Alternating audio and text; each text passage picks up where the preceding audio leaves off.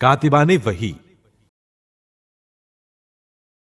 جیسا کہ عرض کر چکے کہ قرآن مجید 23 برسوں میں بتدریج قلب رسول صلی اللہ علیہ وآلہ وسلم پر نازل ہوتا رہا، لہٰذا اس کی کتابت کے لیے کاتب کا ہونا واضح سی بات تھی، اور بظاہر ایک دو کاتب اس کی کتابت کے لیے کافی تھے، لیکن صاحب تاریخ دمشق نے کاتبان کی تعداد 23 بتائی ہے۔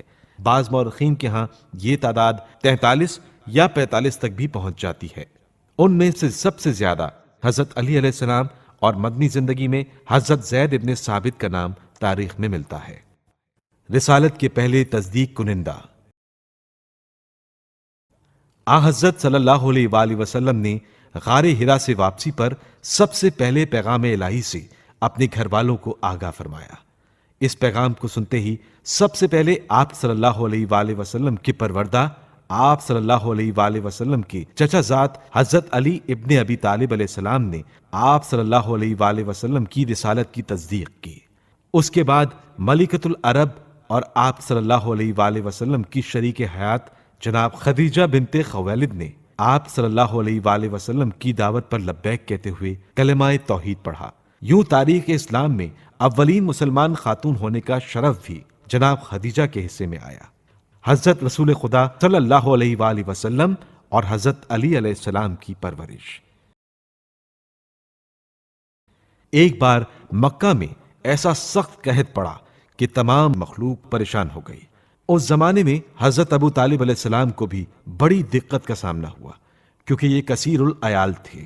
رسول خدا صلی اللہ علیہ وآلہ وسلم نے ان کی اس تکلیف کو بہت زیادہ محسوس کیا۔ آپ صلی اللہ علیہ وآلہ وسلم نے جناب عباس سے کہا، اگر چچا ابو طالب کا بار کچھ ہلکا کر دیا جائے تو بہت اچھا ہوگا۔ انہوں نے اس رائے سے اتفاق کیا۔ جب حضرت ابو طالب علیہ السلام سے اس کا ذکر کیا تو انہوں نے فرمایا، عقیل کو میرے پاس چھوڑ دو، باقی کے متعلق جو چاہو فیصلہ کر لو۔ چنانچہ حضرت عباس نے حضرت جعفر طیار کو اپنی پرورش میں لے لیا، اور رسول خدا صلی اللہ علیہ وآلہ وسلم نے حضرت علی علیہ السلام کو، حضرت صلی اللہ علیہ وآلہ وسلم نے جناب امیر علیہ السلام کو اسی طرح شفقت و محبت سے پالا جس طرح باپ اپنے بیٹے کو پالتا ہے۔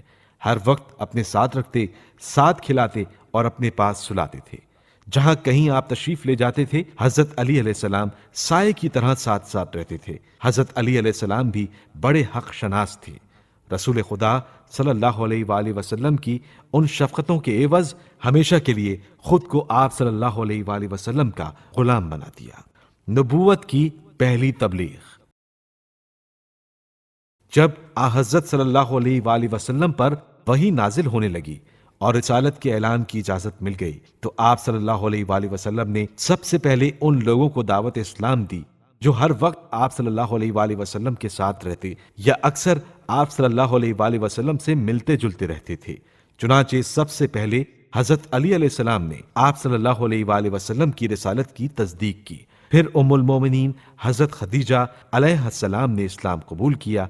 تیسرے فرد جس نے اسلام قبول کیا وہ زید ابن حارثہ رضی اللہ تعالیٰ عنہ حضرت صلی اللہ علیہ وآلہ وسلم کے آزاد کردہ غلام تھے، اور چوتھے حضرت ابو بکر رضی اللہ تعالیٰ عنہ۔ ان کے بعد کچھ اور لوگ بھی مسلمان ہوئے۔ کفار قریش کی شرارتوں کے خوف سے ایک عرصے تک یہ معاملہ خفیہ ہی رہا۔ لوگ اپنے مسلمان ہونے کو کسی پر ظاہر نہیں کرتے تھے۔ حضرت علی علیہ السلام حضرت صلی اللہ علیہ وآلہ وسلم کے بڑے پکے رازدار اور سچے خیر خواہ تھے۔ آپ صلی اللہ علیہ وآلہ وسلم کو ان کی ذات پر بڑا ناز اور بھروسہ تھا، اور کیوں نہ ہوتا جبکہ اولاد کی طرح اپنی آغوش شفقت میں پالا تھا۔ تنہائی میں یہی تو حضرت صلی اللہ علیہ وآلہ وسلم کے مونس و غمخوار تھے۔ جب نماز کا وقت آتا تو حضرت صلی اللہ علیہ وآلہ وسلم حضرت علی علیہ السلام کو اپنے ساتھ لے کر کسی گھاٹی میں چلے جاتے اور اطمینان سے فریضہ الہی کو ادا کرتے۔ حضرت رسول خدا صلی اللہ علیہ وآلہ وسلم کی اقتداء میں سب سے پہلے نماز پڑھنے والے حضرت علی علیہ السلام ہی تھے۔